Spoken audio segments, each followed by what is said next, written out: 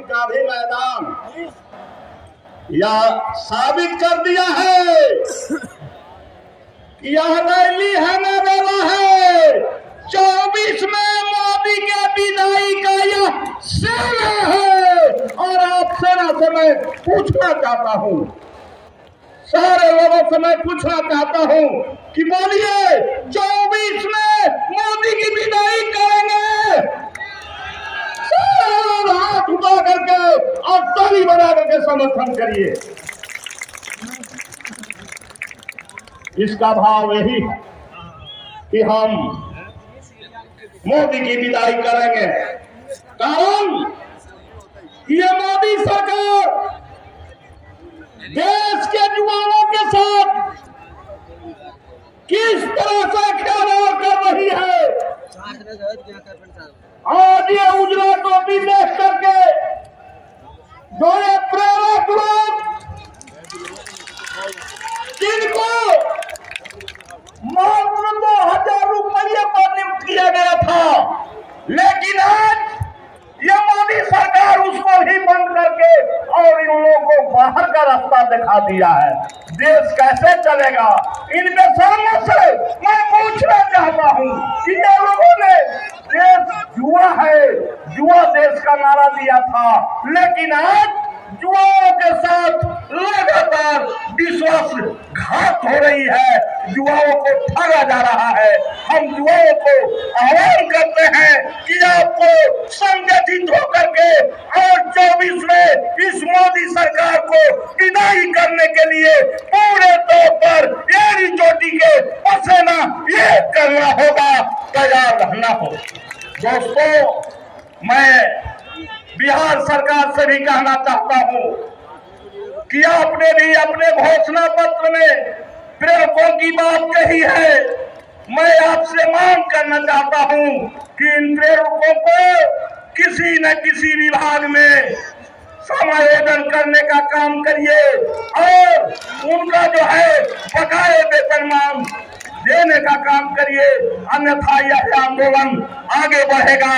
और मैं साफ शब्दों में कहना चाहता हूं कि इस आंदोलन की अगुवाई सत्यराम करेगा। एकदम मैं इसके लिए तैयार हूं। दोस्तों, इसी तरह से देश के सभी तबकों के साथ, चाहे वो डीलर हो, चाहे वो विकास मित्र हो, सबके साथ इस तरह से अन्याय किया जा रहा है।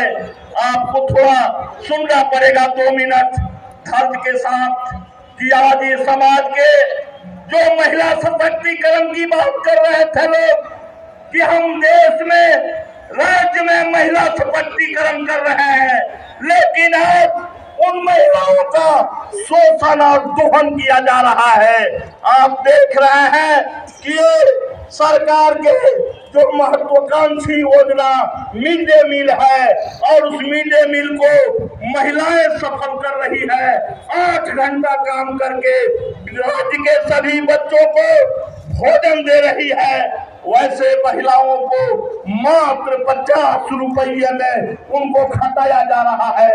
यह शर्म आनी चाहिए कि महंगाई आसमान छू रही है और एक तरफ महिलाओं को 50 रुपया दिया जा रहा है।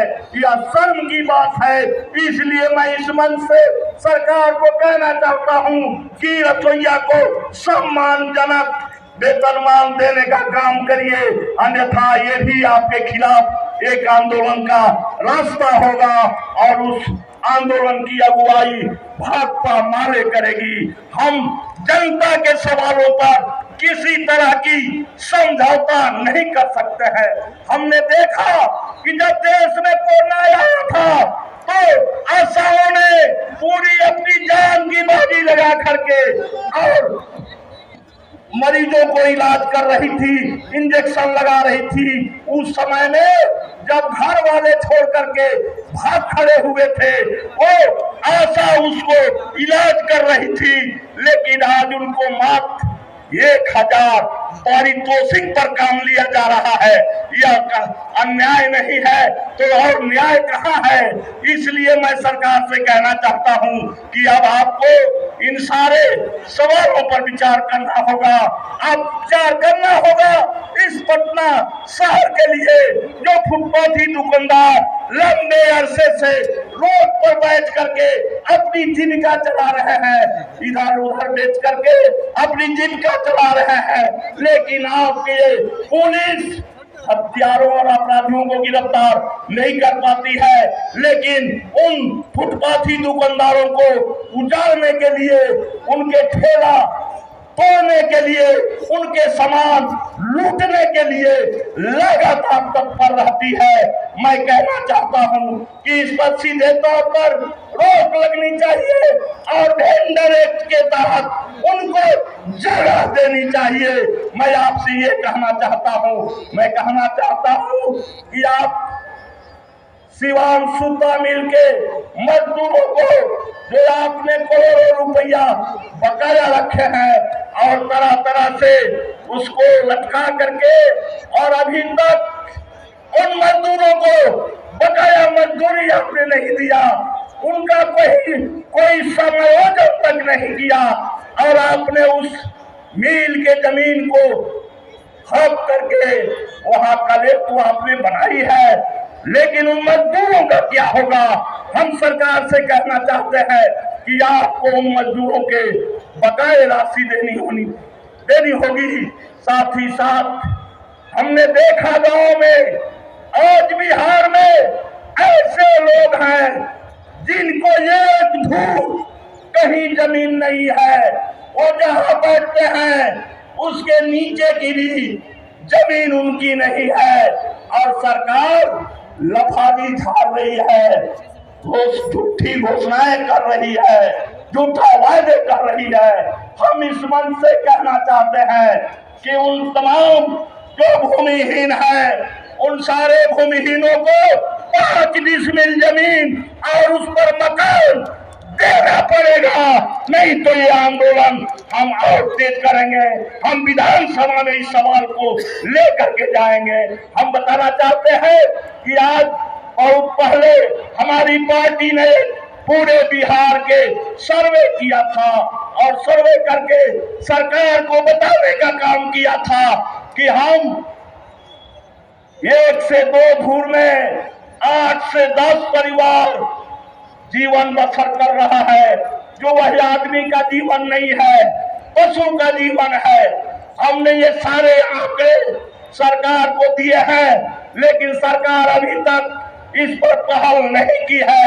इसलिए हम सरकार से कहना चाहते हैं कि आप इस पर जल्द पहल करिए और हर परिवार को 5 डिसमिल कम से कम जमीन देने की गारंटी करिए, वरना यहाँ से ये बातें हो रही है और सारे लोग ताली बजा करके समर्थन कर रहे हैं। हम इस सवाल को विधानसभा में भी लेकर जाएंगे और जब तक ये सारी मांगे जनता की सवालें सरकार हल नहीं करेगी तो हम निश्चित रूप से सरकार को समर्थन देते हैं, लेकिन सदन नहीं चलने देंगे। ये मैं आपसे कहना चाहता हूँ, आपसे ये वादा करता हूँ। इन्हीं बातों के साथ आप लोगों को इस आशा और उम्मीद के साथ कि अब आप तैयार होंगे कि अब जुमला नहीं, रोजगार चाहिए और मोदी भाजपाइयों से जवाब चाहिए। इसके लिए आप सभी लोग आगे बढ़ेंगे, हम इसके लिए लड़ाई लड़ते रहेंगे।